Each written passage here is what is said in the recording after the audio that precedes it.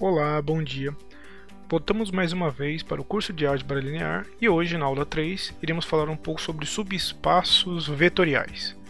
Tá, a gente já estudou espaços vetoriais, a gente já sabe que é um espaço vetorial, que é um conjunto com duas propriedades, duas operações, uma de soma entre elementos desse conjunto e uma de multiplicação por escalares reais, que levam até o próprio conjunto que você está trabalhando. Aí, definindo essas duas operações, se elas verificarem 8 propriedades, a gente vai chamar esse conjunto com essas operações de espaço vetorial. Tudo bem? Beleza. Então, uma vez que a gente já sabe disso, agora é o momento de a gente falar o que é um subespaço vetorial. Então, um subespaço vetorial, na verdade, então vamos começar assim, né? Vamos fazer uma definição. Né? Considere um espaço vetorial V. Lembre que a gente combinou que a gente não vai usar mais aquela bolinha em torno do mais e do vezes, certo? Então vamos considerar esse um espaço vetorial dado. Tudo bem? E a gente vai pegar W, um subconjunto de V. Então, dizemos que W é um subespaço vetorial de V, certo? Vetorial de V, se ele tem que satisfazer três propriedades, vai. Ele tem que satisfazer que, vocês vão ver em vários lugares as seguintes propriedades, tá? O zero, lembra-se sim, uma outra coisa que eu não falei no vídeo passado e talvez seja uma boa falar agora, é que vamos fazer esse disclaimer aqui em vermelho, tá? Lembre-se que o elemento neutro nosso, E de V, né? Assim que a gente estava chamando o elemento neutro, é o elemento neutro. Tudo bem? Até agora. Uma outra coisa que a gente pode fazer é chamar de zero o elemento neutro. Tá? Então isso ajudaria a gente, porque geralmente é o zero que a gente simboliza como elemento neutro, é o cara que somado a ele mesmo, a gente estava usando o E. Como a gente já não está usando mais não está usando o mais bolinha nem o vezes bolinha, também vamos trocar o E para o zero. Então, ó, supondo que um subconjunto de V, então o elemento neutro, né? Opa, vamos pintar de azul em vez de vermelho, né? O elemento neutro de V tem que pertencer a W. Se eu tenho dois caras em W, então a soma deles tem que continuar em W. Tá bom? E a terceira propriedade que eu vou pedir é se lambda é um número real, U e V são elementos de W, então U mais lambda W pertence a W. Ou seja, eu tenho que ter essas três coisas para dizer que algo é um subespaço vetorial. Tá? Então, logo aqui embaixo, eu acho bastante razoável a gente fazer uma observação. Essa observação eu vou fazer em vermelho de novo. Ó, uma observação interessante. Eu posso resumir 1, 2 e 3 em uma outra afirmação que a gente vai chamar de, sei lá, 4, tá?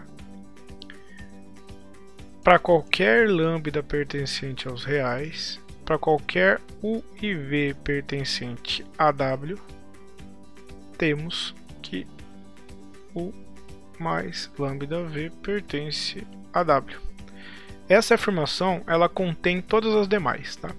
Como é que eu verifico que todas as outras estão contidas aqui?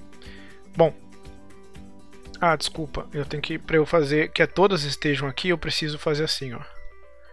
Para quaisquer mi e lambda pertencente aos reais, eu tenho que mi é ruim. Vamos usar uma outra letra aqui. Sigma e lambda, eu tenho aqui sigma U mais lambda V pertence a W. Por que todas as outras estão contidas aqui? Porque, ó, como é que eu mostro para vocês que a 4 garante que o vetor nulo está aqui?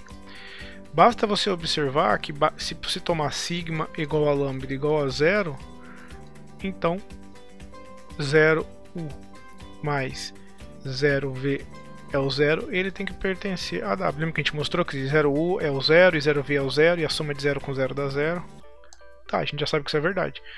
Como é que a gente vê os outros? Os outros é mais fácil, né? Como é que o 4 implica o 2?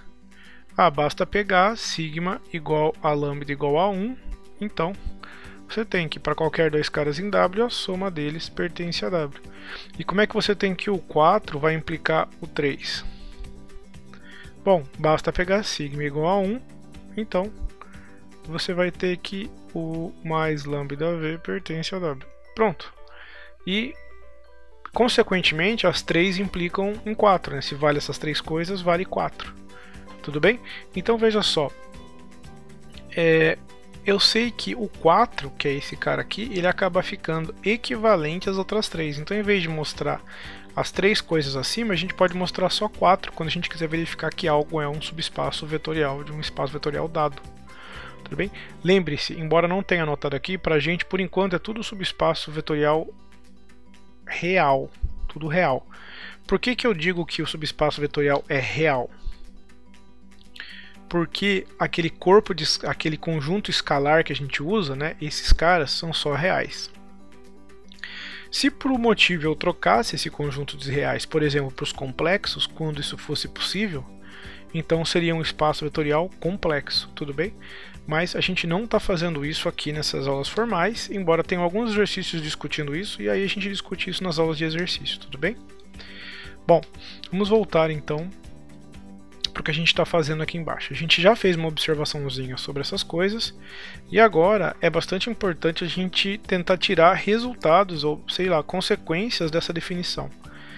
Então, uma observação, talvez uma consequência simples, vamos botar isso aqui como uma consequência simples, uma proposição, é que se V mais vezes é um espaço vetorial, e W contido em V é um subespaço vetorial,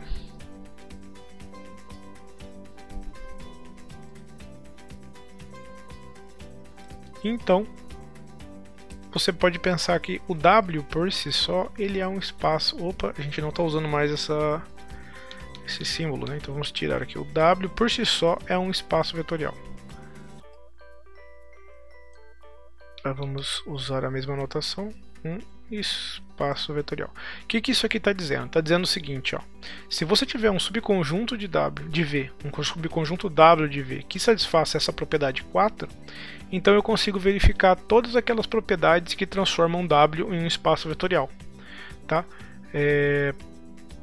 Convido vocês a observarem essa demonstração só para vocês entenderem o que eu quero dizer com isso, né? O que é a primeira propriedade que diz lá de espaço vetorial? Que U mais V, né? Qual que era a primeira propriedade para verificar que algo é um espaço vetorial?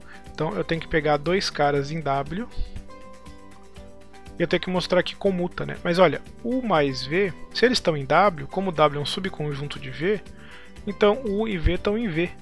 Mas em V eu sei que já vale isso aqui. Então em W também vale, tá?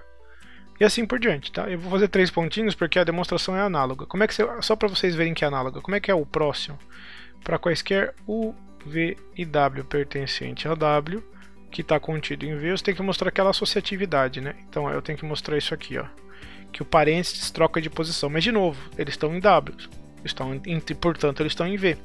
Mas se eles estão em V, o parênteses troca. E se o parênteses troca, acabou. Todas vão seguindo mais ou menos esse caminho. Então eu vou botar 3 pontinhos e vou fechar a minha demonstração. Tá? Por quê? Porque tudo segue dessa ideia de estar sob um subconjunto de V. A única coisa que precisa verificar é que tem elemento neutro, né, que é o 0, mas a gente já viu que isso é verdade, porque é o item 1, que é uma das hipóteses da definição de um subespaço vetorial, que também segue aqui do item 4, como a gente viu aqui. Tudo bem? E tem que verificar que tem elemento oposto. Como é que eu verifico que tem elemento oposto? Bom, eu tenho que verificar que menos 1 vezes o vetor está lá, mas a gente sabe que isso aqui vale, ó. Essa soma sempre está lá para qualquer lambda e sigma. Então se você quer verificar que o menos U está lá, você pega lambda igual a 0 e sigma igual a menos 1. Então menos U está lá. Porque a gente sabe que menos 1 vezes U é o oposto de U. A gente já verificou isso também na aula passada. Tudo bem? Beleza, então a gente já sabe essas contas, a gente já sabe fazer isso. Vamos fazer alguns exemplos de subespaços vetoriais. Então, exemplo. exemplos. Vamos fazer mais de um, tá? Então, considere... Vamos pegar o espaço vetorial que a gente trabalhou bastante em GA. R3, que são os vetores de 3 coordenadas reais, tá? Considere R3 mais vezes I o conjunto W, que é de todas as ternas x, y, z do R3, que satisfazem x mais y mais z igual a 0. Se vocês estão lembrados, que é esse conjunto aqui? Ó? Isso aqui é a equação geral. Vamos mudar de cor, né? Opa, igual a 0, tudo bem? Se vocês lembrarem, isto aqui é a equação geral de um plano. Isso aqui segue de GA, tá? Com o vetor normal sendo o vetor 1, 1, 1. Então, se você for querer ver, é como se você tivesse aqui os 3 eixos do seu R3, né? E seu plano, ele entra aqui, ó, ele bate aqui, 1, 1, 1. Aqui você liga, tem uma caixinha, vamos pensar assim, né? Em 3D. Seu vetor normal, ele sai dessa origem e bate até nesse lado da caixinha. Ele é meio ele é o diagonal das diagonais aqui desse canto, certo? E o plano está aqui, ó, porque esse vetor é o normal dele, ele é ortogonal ao plano. Então ele está encostado nessa quina, vamos dizer assim. Então ele passa pelo 0, 0, 0, né? E está encostado aqui nessa quina. Como é que eu sei se isso aqui é um subespaço vetorial ou não? Olha só que interessante. A gente precisa verificar todas aquelas propriedades 1, 2, 3? Não, a gente precisa verificar aquela conta padrão que a gente fez. Então, ó, dado, o que a gente precisa pegar? Um mi e um lambda pertencente aos reais, certo? E a gente precisa pegar 2 vetores no meu conjunto W. Então eu vou pegar 2 aqui, ó. Como é que é o meu vetor? Meu conjunto, vamos pegar 2 caras aqui. Ele é o x1, yz1, x2, y2, z2. Ambos estão pertencentes a W, tá? Então eu tenho que mostrar para vocês que mi vezes x1, yz1 mais lambda x2, y2, z2 também pertence a W. Mas como é que eu somo essas coisas? Lembrando lá de GA, isso aqui é mi x1 mais lambda x2 e assim por diante, né? Mi x y1 mais lambda y2, vírgula. E aqui é mi z1 mais lambda z2. Isso aqui é uma coisa que a gente já sabia, certo? E isso segue lá das nossas contas lá de GA. Aí como é que eu verifico se esse cara da direita ele pertence a W? Bom, ele tem que satisfazer a seguinte propriedade. Se eu somar as coordenadas dele, tem que dar 0. Então como é que é a soma das coordenadas dele? Então é mi x1 mais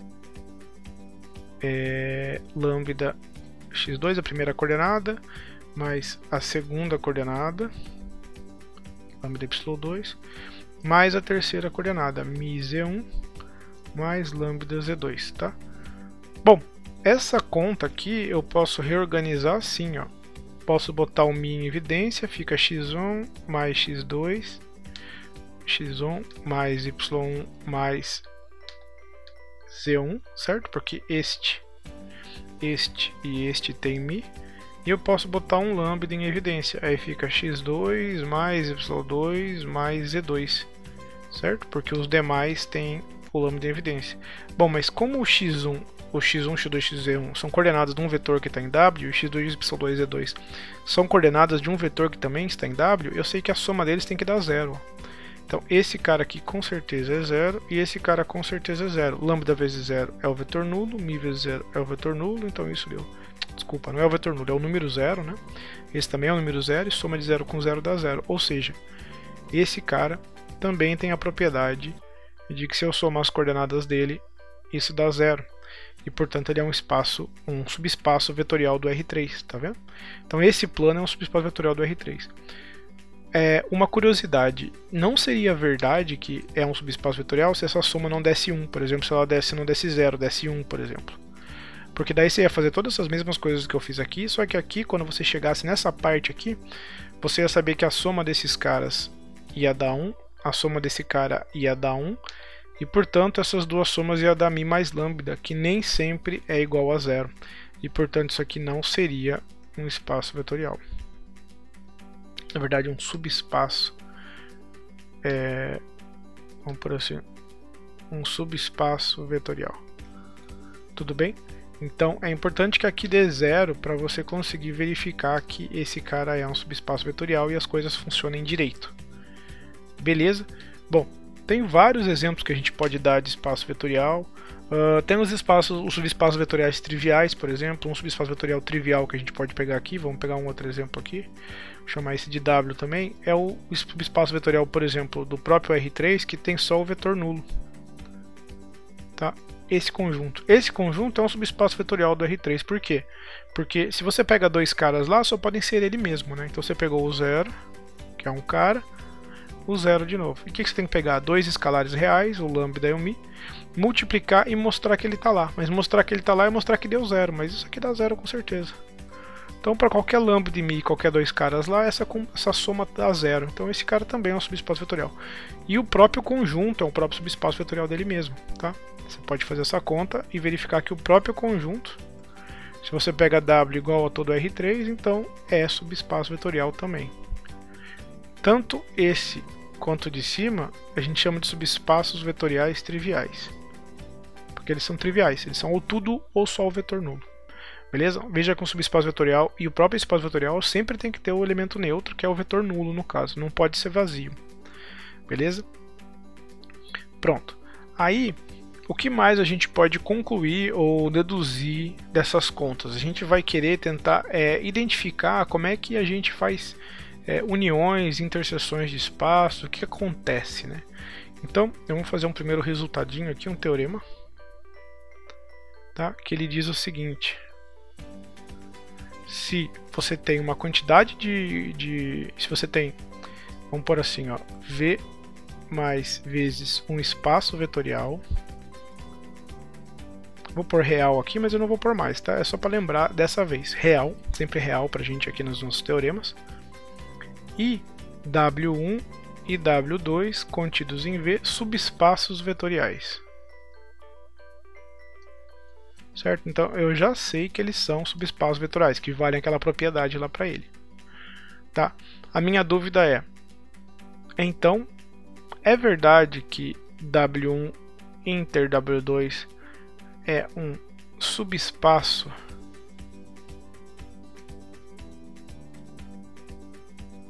vetorial de V?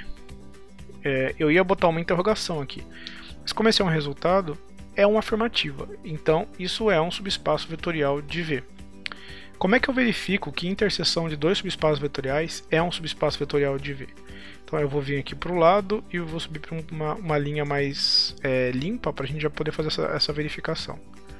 Então sempre que a gente for fazer essa verificação, a gente vai ter que falar de uma demonstração ou de uma prova. Tá? Então eu vou fazer o seguinte, ó. Como é que eu mostro que algo é um subespaço vetorial? De novo, né? Considero lambda e mu números reais e eu pego dois vetores, U e V, que estejam pertencentes ao meu espaço, ao meu conjunto que eu quero verificar que é um subespaço vetorial. Tudo bem? Então, eu preciso mostrar que lambda U mais esse mu vai ficar ruim porque meu U é muito puxadinho, né? Então eu vou pegar sempre lambda e sigma. Meu lambda U mais sigma V, ele tem que continuar na interseção. Mas olha que interessante. Esse cara, ele pertence a W1 e a W2. Por que ele pertence a W1 e W2? Porque ó, W1 é um subespaço vetorial. Então só pego, e como esses dois caras estão na interseção, então eles estão no W1, que é um pouco maior que a interseção. Então, se eles estão em W1, qualquer combinação desse tipo que eu fizer, lambda mi mais sigma v, continua em W1. Pela mesma justificativa, ele continua em W2. Então isso quer dizer que o lambda u mais sigma v com certeza pertence a W1 inter W2. Isso a gente já sabe. Tudo bem? Então qualquer combinação que a gente fizer de elementos ali dentro da interseção, continua na interseção. Então pronto, é isso aqui a demonstração, ó. É isso que eu precisava. Lembra que era só isso que eu precisava verificar para que a demonstração, para que a gente verificasse que algo é um subespaço vetorial? Então tá feito, eu sei que a interseção de dois caras é sempre subespaço vetorial. Então eu vou pôr uma observação aqui para vocês, olha que interessante. Na verdade, se você tiver qualquer quantidade que você conseguir imaginar de conjuntos, e como é que a gente escreve qualquer quantidade? A gente vai escrever assim, ó. Com lambda pertencente aqui, ó. O que eu estou dizendo com essa notação? Eu tenho conjuntos W lambda, desde que meu lambda pertença a um conjunto de índices. Por exemplo, esse conjunto de índices poderia ser os naturais. Ou seja, eu poderia ter, vamos fazer um exemplo mais pé no chão para vocês entenderem. Vamos pegar assim, imagina que eu tenho V, vamos botar que a gente está botando antes, né? V, um espaço vetorial. E eu tenha W1, W2, 3 pontinhos, porque eles têm infinitos, tem até W infinito aqui, infinitos caras. Todos contidos em V, subespaços vetoriais. Tudo bem? Se eu tenho uma quantidade qualquer de subespaço vetorial, então a interseção, eu vou botar assim, para dizer que eu estou interceptando todos, do primeiro até o último desses WIs, é um subespaço vetorial de V. Como que eu demonstro essa observação? Exatamente igual aqui, só que aqui em vez de ter um E, eu vou ter 3 pontinhos aqui e vai seguir infinitamente. Tá? Então olha só, sempre que eu vou interceptando subespaços vetoriais com subespaços vetoriais, eu continuo com um subespaço vetorial, nada disso atrapalha. Aí você vai falar para mim assim, mas eu não consigo visualizar um espaço vetorial que tenha assim, infinitos subespaços vetoriais diferentes e que eu precise desse tipo de construção. Então vamos fazer um outro exemplo, para a gente ver um subespaço vetorial mais geral, um espaço vetorial mais geral, tá? E possivelmente subespaços vetoriais mais gerais. Então eu vou considerar assim, considere P o conjunto de todos os polinômios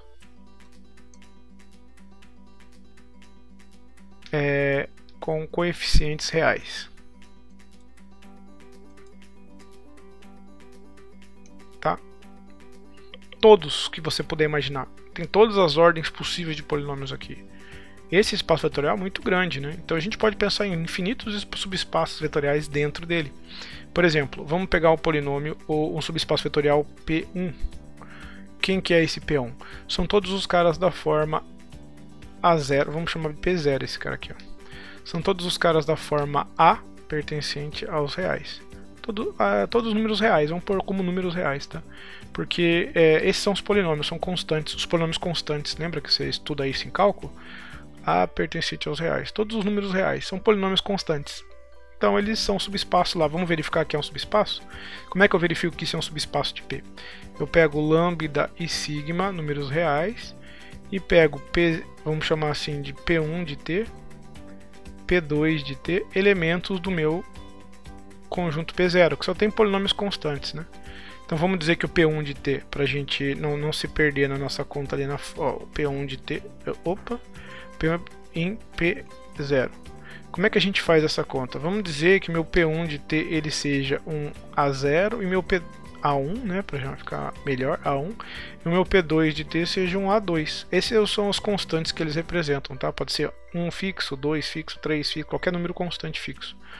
Como é que eu mostro agora que ele é que essa combinação aqui, ó, vamos trocar a cor.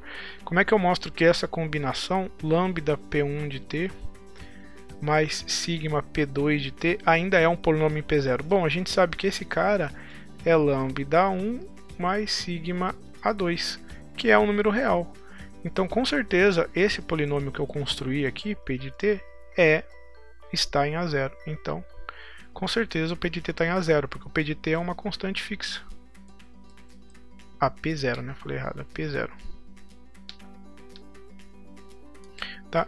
Então esse é um exemplo de um subespaço vetorial. Vamos pegar um outro subespaço vetorial, ó. P1 é o conjunto de todos os polinômios da forma A mais BT.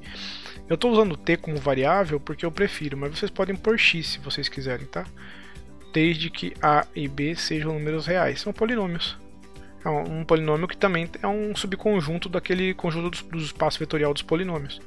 Como é que eu verifico que isso é um subespaço vetorial? Mesma coisa, eu pego lambda e sigma, números reais, e eu pego P1 de t, P2 de t, ambos elementos de P1. Como que é esses dois? Como são esses dois polinômios? Bom, provavelmente esse polinômio aqui vai ser algo do tipo assim, ó, A1 mais, sei lá, B1 de t, e esse vai ser um cara do tipo A2 mais B2 de t. E aí, quando você faz aquela combinaçãozinha ali, lambda P1 de t mais sigma P2 de t, isso tem que dar um polinômio também desse tipo aqui, ó. Se ele não der um polinômio desse tipo aqui, não tem o que fazer, mas ele vai dar, ó, porque essa conta é lambda A1 mais lambda B1 de t mais sigma A2 mais sigma B2 de t. Aí o que você faz aqui, ó?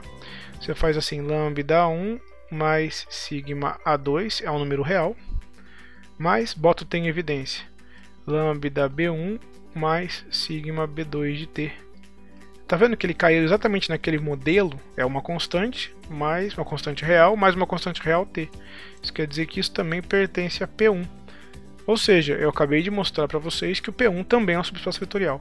Na verdade, você pode pegar todas as combinações possíveis aqui, com quantas entradas vocês quiserem, até a ordem que vocês quiserem. Isso vai dar sempre um subespaço vetorial do seu conjunto. Tudo bem? Beleza, então você sabe que P é um conjunto de polinômios, é um espaço vetorial, porque você sabe que aquelas 8 propriedades são verificáveis. Ah, eu não falei isso, né? Eu só afirmei para vocês que o conjunto dos polinômios é um espaço vetorial. Como é que é a soma dos polinômios? Você soma coordenada a coordenada, né? Você soma entrada a entrada, né? Quem tem t soma com quem tem t tem t quadrado com quem tem t quadrado. Quem que é o elemento neutro dos polinômios? É o polinômio nulo. Quem que é o quê? Que mais que eu vou só o oposto, é só por trocar os coeficientes por menos os coeficientes. Tá? Então verifiquem, façam essa continha para verificar que P é um espaço vetorial. E aqui está um monte de exemplo de subespaços vetoriais interessantes que vocês podem encontrar dentro de P. Tudo bem? Beleza. Agora eu preciso comentar com vocês mais alguns detalhes. Por exemplo, como é que eu somo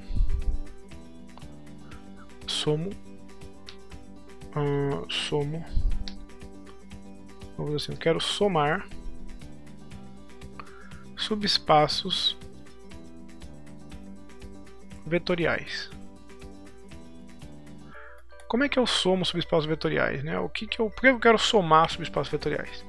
Porque a gente quer responder uma pergunta em princípio. A gente quer responder assim, ó. Vamos ver aqui em vermelho essa pergunta. Dados W1 e W2 contidos em V, né? Lembra que V sempre para mim é um espaço vetorial, sempre meu símbolo de espaço vetorial. Então, é verdade que W1 unido com W2 é subespaço vetorial? Isso é uma pergunta e a resposta é não. Tudo bem? Você pode pegar, por exemplo, dois exemplos aqui, né? Pega o V. Pega o V como sendo o R2, né, o espaço vetorial do R2, né, que tem duas coordenadas.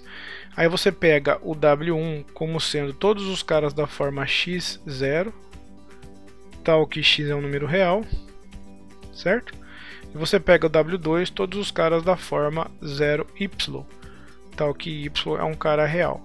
Quando você faz essas duas escolhas, a união desses caras não dá um espaço vetorial. Porque a união desses caras só tem caras dos dois tipos, né? Une esses dois caras. Então tem caras desse tipo e caras do tipo de baixo. Porém, se você pegar um cara do tipo de baixo, ele é assim.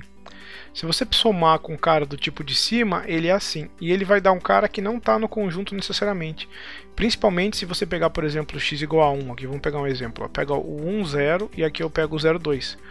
Eles estão na união, porque esse está no primeiro e esse está no segundo. E a soma dos dois dá o 1, 2. E o 1, 2 não está na união, porque a união só contém caras desse tipo ou caras desse segundo tipo. Ele não tem caras da soma dos dois. Por isso que é união. Eu não estou fazendo combinação em nada, eu só estou unindo. Tá? Juntando dois sacos com elementos em comum. Esse é o problema. Como isso aqui não dá um subespaço vetorial, então eu não consigo falar que a união é um subespaço vetorial sempre de um espaço vetorial V dado e dois subespaços vetoriais dele. Se eu uno, isso não necessariamente dá um espaço vetorial. Então, como é que eu resolvo isso, ou como é que eu entendo isso melhor? Uma maneira é começar a falar sobre soma de subespaços vetoriais. Então, por exemplo, o que é a soma de dois subespaços vetoriais? Então a gente vai começar assim, seja W contido em V, né? Lembra de novo, né? Então, para a gente fazer bem certinho, eu vou fazer todos os detalhes. Vamos fazer assim, seja V mais vezes um espaço vetorial. Daqui para frente eu vou evitar escrever o mais vezes, tá? Vou omitir eles, vou deixar só V. Então vamos fazer já agora. Seja V um espaço vetorial, eu vou omitir para facilitar e eu vou supor que vocês entendem que tem uma soma e uma multiplicação por escalar lá dentro. Seja V um espaço vetorial e W1 e W2 contidos em V, subespaços vetoriais. Tá bom? A minha pergunta agora é, como é que eu verifico, como é que eu defino essa soma desses subespaços? Então eu vou dizer assim para você, ó, a soma, ó, essa soma de novo não é aquela soma de operação de V, tá relacionada com a operação de V, mas eu estou ensinando vocês que conjunto é esse.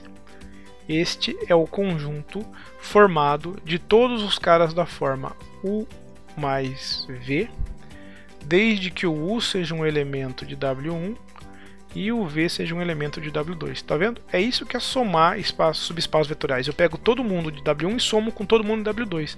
O que der na resposta é o que eu vou chamar de W1 mais W2, tá bom? Uma observação pertinente é, isso aqui é uma soma de subespaços, né? Então, uma observação pertinente, se W1 inter W2 for só o vetor nulo, ou seja, se eles só tiverem o vetor nulo em comum, então eu vou dizer que essa soma aqui, ó, a gente vai denotar assim, quando isso acontecer, então denotamos a soma assim e chamamos de soma direta. Por que direta? Porque eles não têm nada em comum. Tudo que eles somarem, a única coisa em comum que eles vão ter vai ser o vetor nulo. Os restos, o resto das coisas que eles somar, vão dar coisas muito gerais, certo? Então vamos fazer um exemplo, vamos aproveitar o vermelho que eu já fiz aqui do lado direito e vamos fazer uma soma direta. O que daria, né? Vamos puxar uma flecha daqui só para a gente saber que a gente está fazendo dali. O que daria o W1 mais W2? Esse mais tem bolinha ou não?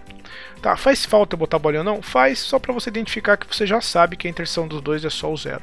E aqui, quem que está em W1 e W2 ao mesmo tempo? Tá vendo? É só o zero. Que para ele estar em W1 ele tem que ter 0 na primeira coordenada, e para estar em W2 tem que ter 0 na primeira coordenada e em W1 na segunda coordenada. Então a única forma de alguém estar nos dois é que tenha 0 nas duas coordenadas, ou seja, a interseção dos dois é só o zero. Então essa soma é direta, porque eles só tem caras diferentes dentro deles. Então como que dá isso aqui? Veja, eu vou somar todos os caras desse tipo com todos os caras desse tipo.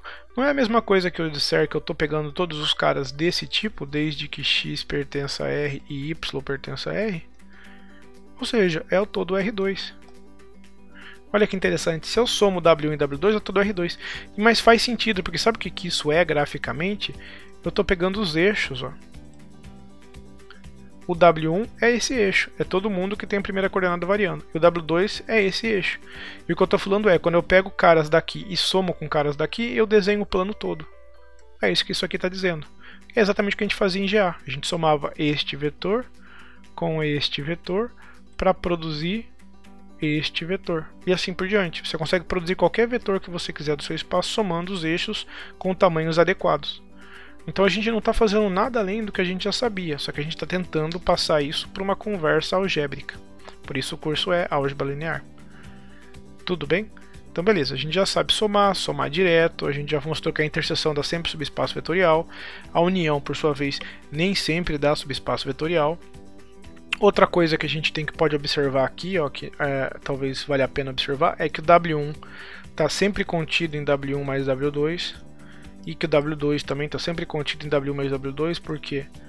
é só zerar uma das entradas, né? Porque a soma direta, né? Essa soma normal, soma direta, ela é o conjunto de todas essas somas caras lá. Como o 0 está em W2, se eu botar sempre o 0 aqui na segunda coordenada, eu vou somar com 0, vai dar sempre a primeira, e a primeira são todos os caras de W1. Então todos os caras de W1 estão aqui. Se eu repito esse processo analogamente, botando 0 no lugar do U, eu vou ter todos os caras de W2. Então o W2 também está aqui dentro. E tem mais gente. Tá, como a gente viu aqui, ó. Os eixos são W1 e W2 e a soma deles dá R2, que é muito maior que os eixos. Tudo bem? Beleza. Pergunta que não quer calar. E é uma pergunta interessante sobre a soma. Será que se eu pegar esses dois subespaços vetoriais e somar, será que isso dá um subespaço vetorial? E a resposta é sim. Então vamos fazer um outro teoreminha aqui. Teorema. Seja V mais... a gente não ia fazer mais isso, né? Então eu não vou botar mais esse mais de vezes. Então seja V...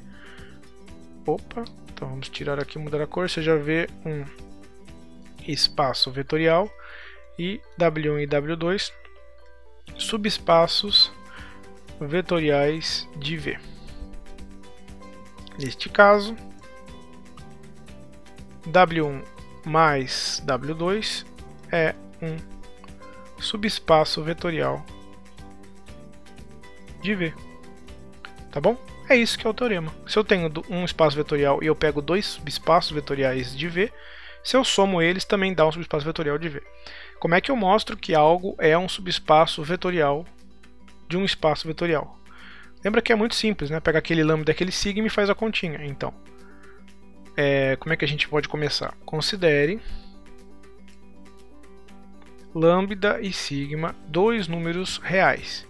E vamos pegar dois caras nessa soma. Vamos chamar eles de U e V, dois vetores que pertencem a W1 mais W2. Tudo bem? Bom, se U e V pertencem a W1 mais W2, como são U e V? Todos os caras que pertencem à soma desses dois espaços, eles se escrevem como um cara do primeiro mais um cara do segundo. Então, dessa forma, como eles pertencem à soma, posso falar o seguinte, ó. Então, existem vetores, vamos por assim, ó, U1 e V1 em W1 e U2 e V2 em W2, tal que eu consigo escrever o meu vetor U como sendo U1 mais V1, afinal de contas ele tem que ser um cara de W1 mais um cara de W2, e o meu vetor V eu consigo escrever ele como sendo V1 mais V2. Isso eu sei que é verdade, porque é a definição do meu espaço vetorial, do meu subespaço vetorial V1 mais V2, W1 mais W2, que eu não sei que é subespaço vetorial ainda, né, do meu conjunto, vamos dizer assim. Então, como é que eu verifico agora que nessas condições W1 mais W2 é um subespaço vetorial? Lembra que eu tenho que, veja aqui, ó, eu tenho que verificar aquela soma. Se eu fizer lambda U mais sigma V, ele está ainda em W1 mais W2? Provavelmente, vamos ver por quê. Ó. O U ele é U1 mais V1. E o V ele é V1 mais V2. V1 mais V2. E aqui é U1 mais V1. Tô errando aqui, né? Ó. Vamos arrumar. Ó. Na verdade, o U ele é um U1 mais um cara de W2. Eu vou chamar de U2, certo? E o V é o V1 mais um cara de W2, V2. Agora sim, ó. Então aqui ele é U1 mais U2. E o V ele é V1 mais V2. Agora sim, certo? Um cara de W1 mais um cara de W2. Um cara de W1 mais um cara de W2. Só que eu posso distribuir esses caras e reorganizar. Eu posso escrever eles assim, ó. Lambda U1 mais sigma V1 mais lambda U2 mais sigma V2. Veja, cara de W1, W1, se eu multiplico por um escalar está lá, essa não é exatamente a definição. Se o 1 e V1 estão em W1, essa combinação linear tem que estar em W1, senão ele não seria um subespaço vetorial. A mesma coisa aqui, ó, o 2 e V2, o 2 está em W2 e V2 está em W2, então essa combinação aqui também deveria continuar em W2. Não tem como, senão ele não seria um subespaço vetorial. Então eu acabei de escrever esse termo aqui, esse cara feito aqui, como um cara de V1, de W1, mais um cara de W2. Ou seja, isso aqui pertence a W1 mais W2, como a gente queria. A gente mostrou que qualquer dois caras lá, quando eu faço essa combinaçãozinha deles, ele continua nesse conjunto.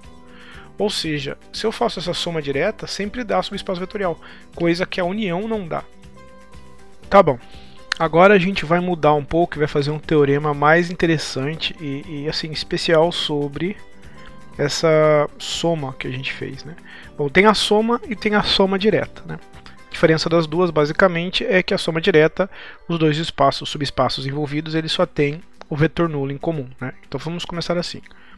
Seja V um espaço vetorial e W1 e W2 contidos em V subespaços vetoriais.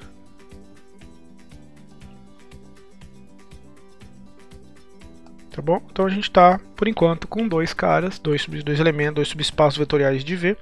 E eu vou fazer uma afirmação. Ó. Então,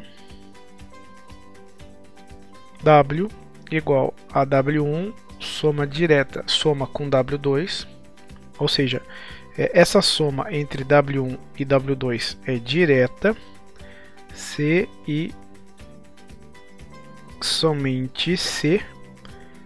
W pertencente a W admitir uma única decomposição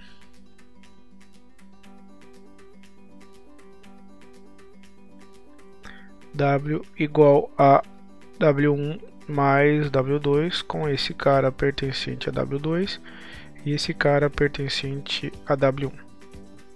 Vamos tentar esses pertencentes, a gente pode botar em vermelho, tá? Só pra gente lembrar que na verdade a gente está trabalhando com esse primeira coordenada sempre em W1 e essa segunda sempre em W2. Tá, o que esse teorema quer dizer? Ele quer dizer o seguinte, que se um subespaço vetorial é escrito como soma direta de dois, ou seja, que a interseção dele só tem o zero, é porque qualquer cara de W se escreve de forma única, não tem como ele representar ele de duas formas diferentes. Ah, professor, isso aí tá meio estranho, eu não consigo enxergar. Tudo bem, vamos fazer um exemplo aqui em vermelho no canto para vocês entenderem onde vocês já usam isso e não percebem. No eixo do plano R2, tá? Veja, lembra que a gente comentou que esses eixos podiam ser o W1 e o W2? Esse era o W2, por exemplo, e esse é o W1. Qualquer vetor que você pegar aqui, aí, até desenhei errado, mas tudo bem, vamos ficar com esse daqui, ó. Qualquer vetor que você pegar aqui, ele se escreve como decomposição única de um vetor aqui mais um vetor aqui. Não tem como você escrever ele de outra forma, é só assim. A gente já viu isso em GA. Certo? Eu só vou provar isso de maneira algébrica de novo, sem ser visual, tá bom? Veja bem, isso vale porque a interseção de W1 e W2 é só o vetor nulo que está aqui. Então essa soma é direta e dá todo o R2. Ou seja, eu consigo escrever todos os elementos de R2 como soma de um elemento de W1 mais um elemento de W2. Tudo bem? Deu para acreditar vendo esse rascunho? Agora eu vou mostrar para vocês isso com argumentos lógicos, tudo bem? Como é que eu provo isso com argumentos lógicos? Então, sempre que vocês veem esse C e somente C, você tem que fazer duas demonstrações. Por que tem que fazer duas? Eu tenho que provar que o que está à esquerda do C e somente C implica no que está na direita, e o que está na direita implica no que está na esquerda, porque C e somente C diz que as duas coisas são equivalentes. Então, vamos começar nesse sentido aqui, que eu vou assumir,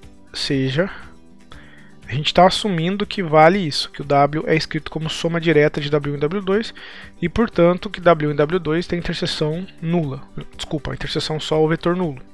Eu quero mostrar que W, qualquer W em W maiúsculo, se escreve como de maneira única assim, tá? Como é que eu mostro que um dado vetor se escreve de maneira única?